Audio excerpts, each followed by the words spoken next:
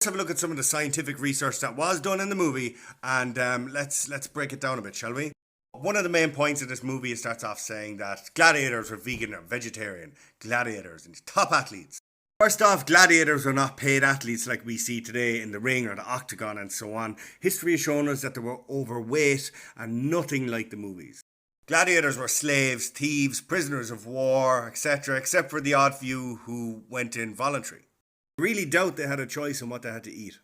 Meat would have been pretty expensive, and I doubt they would have been feeding slaves expensive food unless they were in an area where meat or fish would have been cheaper, which the study shows that in areas closer to the coast, guess what? Fish was part of their diet. Now, the documentary shows a study based on analysis of stable isotopes in bones from a few grave sites. I say again, I've linked the actual study used in the documentary in my narrative so you can educate yourself. What we've learned from the actual study is the documentary picked parts to suit themselves by using results of the gravesite in one area that showed a heavy plant-based diet. But what they failed to mention is the bones exhumed in Tunisia. In the same study, they checked them bones, and what did they find from the gladiators in Tunisia? They had a diet rich in seafood and other animals. So here's a little abstract from the exact research study that was done in the documentary that they didn't show in the documentary. What the documentary failed to tell you is it's depending on your geographical location and your status, if you're wealthy or poor. If you were a slave, a gladiator, or even poor, you would have been fed the cheapest food possible. And some of this would have included millet, which was animal feed. They were fed millet. For gladiators who were lucky to be near the coast, their diet would have consisted of a lot of fish also because it would have been cheap. Gladiators didn't have a choice on what they ate.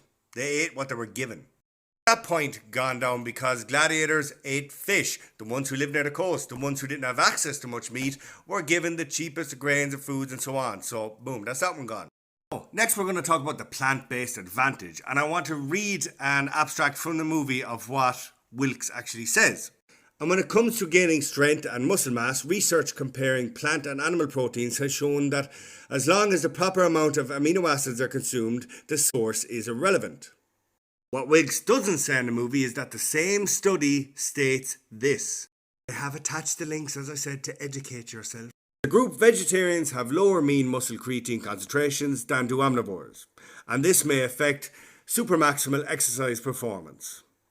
The part which I find funny is Wilkes likes to blab on of how studies are funded by the meat industry, and yes, a lot of studies are funded by the meat industry, but he's tried to use this saying, they're funded by the meat industry, but yet he uses a study to back up his argument that meat impairs blood flow and increases inflammation. But except the study he used, and I'll read this, is supported by the Haas Avocado Board. Well done, Wilkes. Shot yourself in the foot there, didn't you? Let's talk about inflammation. Now, this part in the movie is correct to an extent. They say that eating animal products increases inflammation. This is true. When it's red meat, they class it as all meats. What they fail to mention again is that dairy and fish are anti-inflammatory. The documentary placed fish and dairy in the same context. When it's not, they have totally different outcomes. Which I'll read an abstract from the study they actually did, which is down below, showed that dairy food consumption improved pro- and anti-inflammatory biomarker concentrations compared to the low dairy control diet. Once again, the documentary has taken a part out saying that meat consumption causes inflammation without telling you that dairy and fish don't. Dairy and fish have anti-inflammatory properties. That's also in the studies in the description for you to educate yourself. Listen, when people have an agenda, they will twist the truth to suit themselves. For example again, so that's a vegan website who put that up, trying to say that Arnold Schwarzenegger is now 99% vegan, and at the bottom it says that the only non-vegan ingredient he uses is an egg, which is not true again, and they are just twisting things to suit themselves. If you don't believe me, we'll just let Arnold Schwarzenegger tell you himself. I don't think that I ever will be a total vegan. I stress to eat less meat, but not to eat no meat. I eat meat much less than I ever did before. I eat maybe 2 times a week meat, I eat chicken, I eat fish, I eat much more fish products than I ever did before, and green.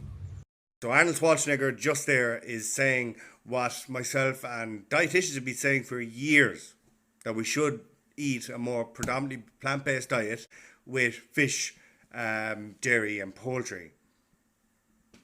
But it's Arnold Schwarzenegger, so when he says it, it's a lot cooler. I would say once more, I have nothing to gain from you not being vegan or being vegan. I am giving you the facts. What pissed me off is the movie gave non-factual information or they cherry-picked information. That's what's annoying. I am just giving the facts.